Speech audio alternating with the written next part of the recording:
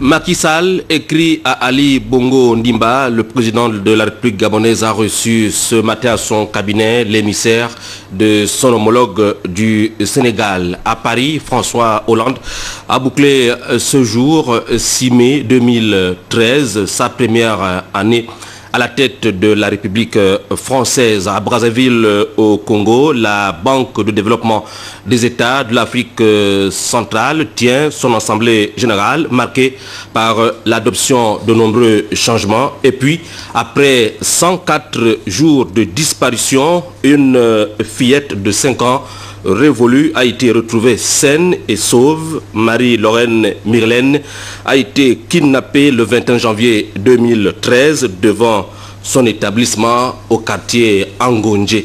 C'est le magazine de la rédaction en fin de journal.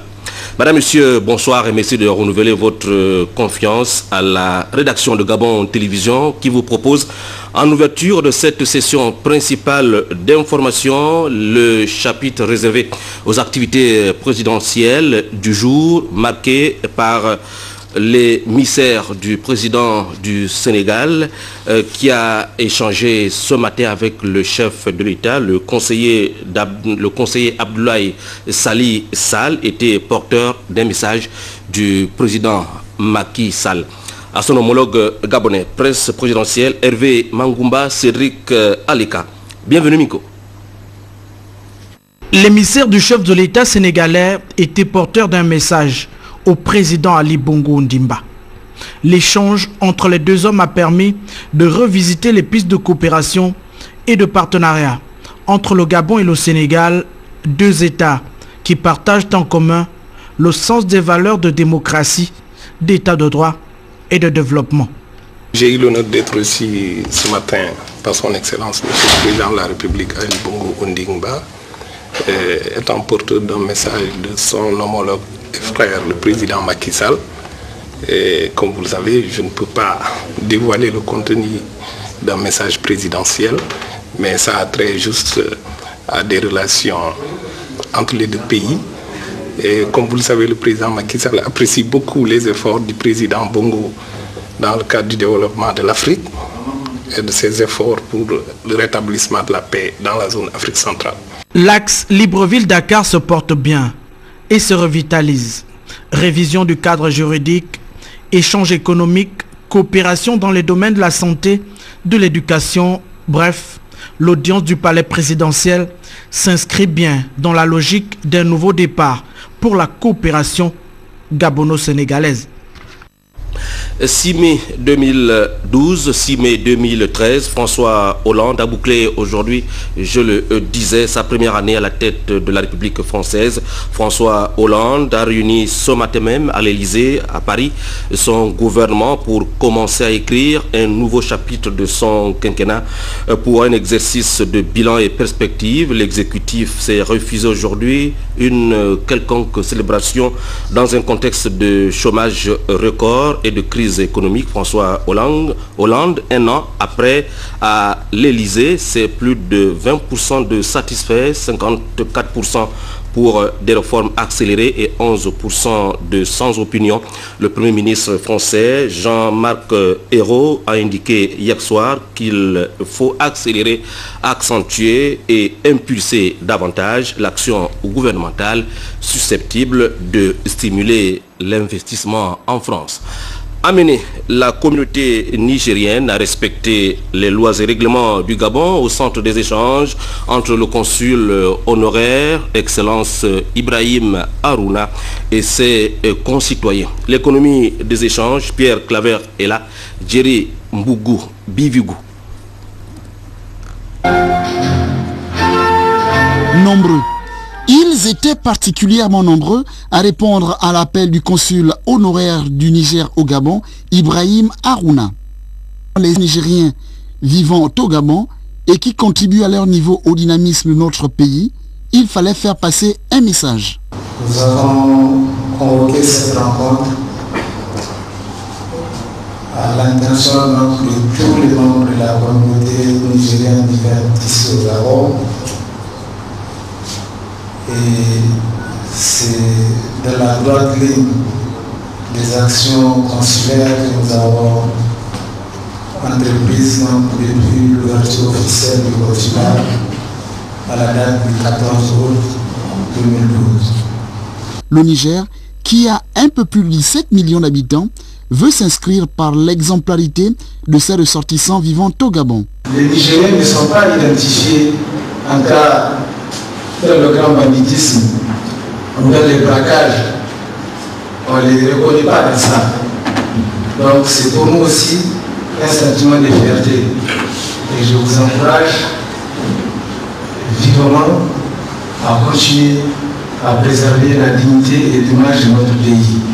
C'est d'ailleurs parce que la fraternité, le travail et le progrès ont un sens que ce consulat devrait inspirer. C'est aussi l'occasion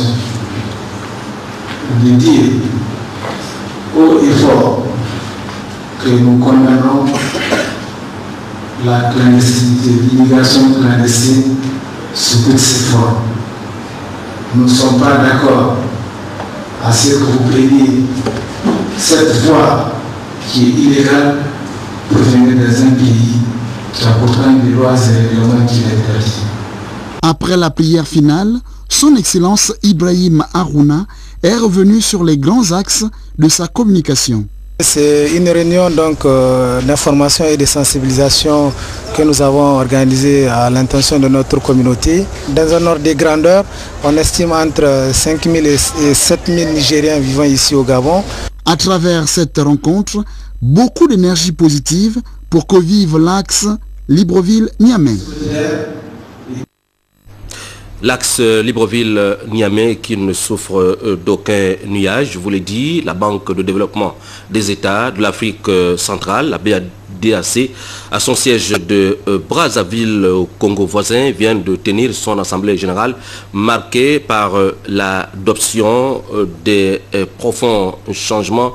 L'économie de cette importante rencontre, présidée par le ministre gabonais de l'économie, Luc Oyubi, en tant que président statutaire, Yvette Legouo Okosa, Bertrand et Biagangwe.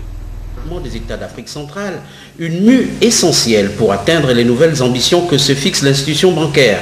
La banque met son expertise depuis au service des projets structurants d'une zone CEMAC en constante mutation. La réunion récente de Brazzaville avait pour principaux points l'adoption des comptes de l'exercice clos au 31 décembre 2012, tel qu'approuvé par le conseil d'administration du 26 avril dernier, mais aussi l'approbation par les actionnaires du plan stratégique proposé par la banque. Nous avons effectivement pris un certain nombre de décisions. Ces décisions concernent déjà la désignation des administrateurs de la banque pour 2 pays, la RCA, la Guinée équatoriale. Nous avons également approuvé les comptes pour l'exercice 2012.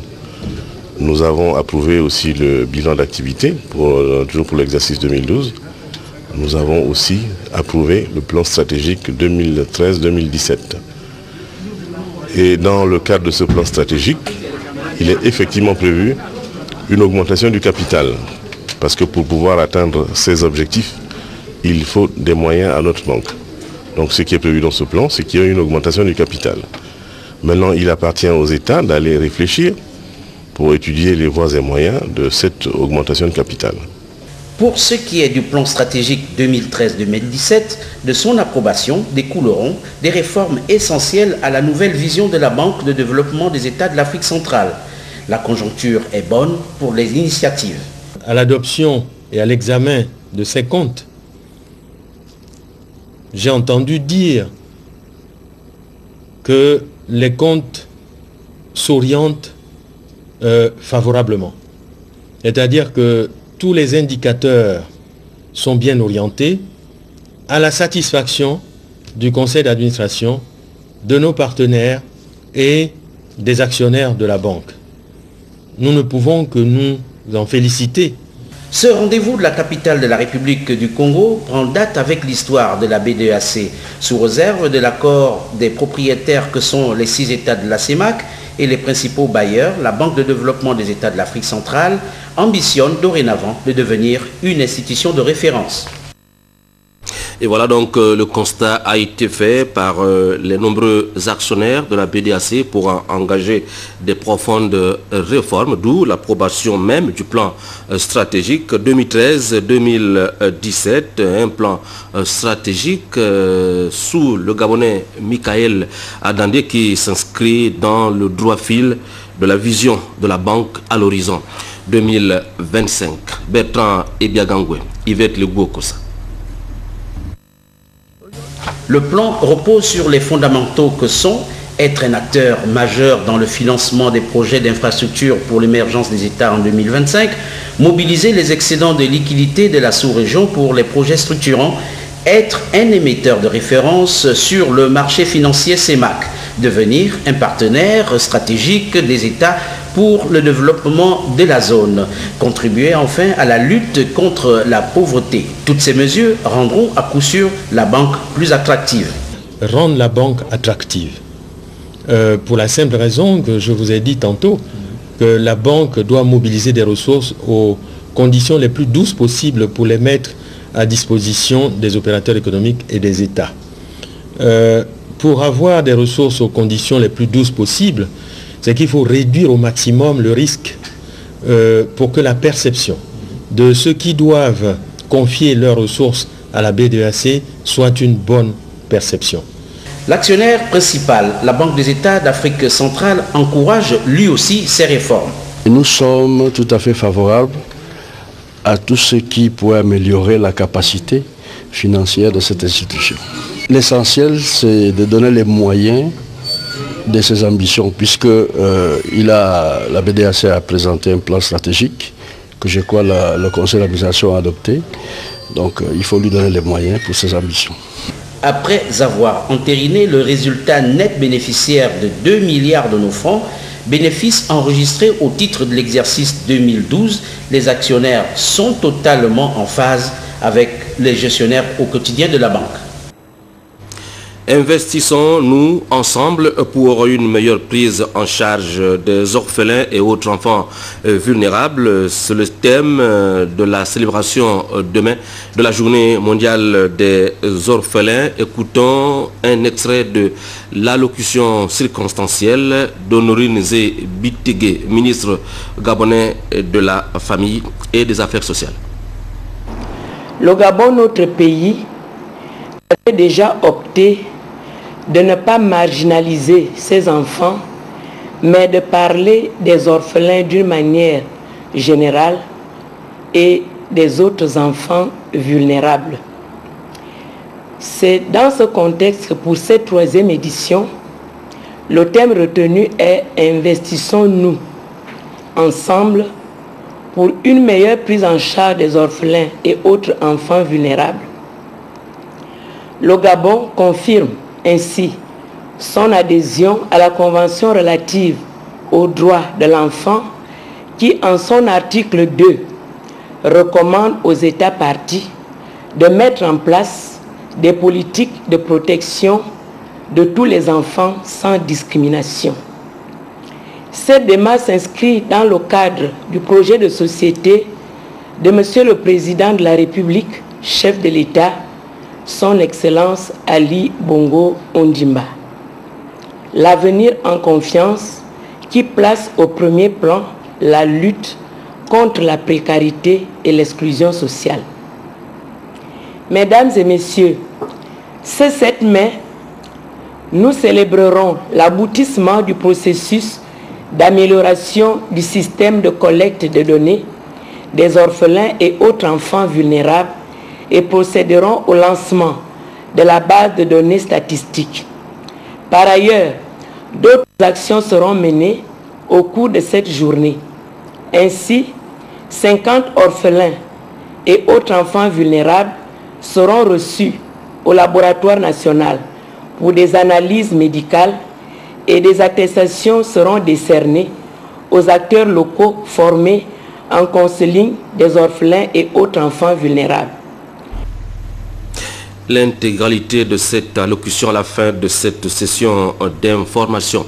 La gestion de la qualité du service public en milieu hospitalier, c'est le thème d'un séminaire destiné ce matin aux agents du service d'accueil du centre hospitalier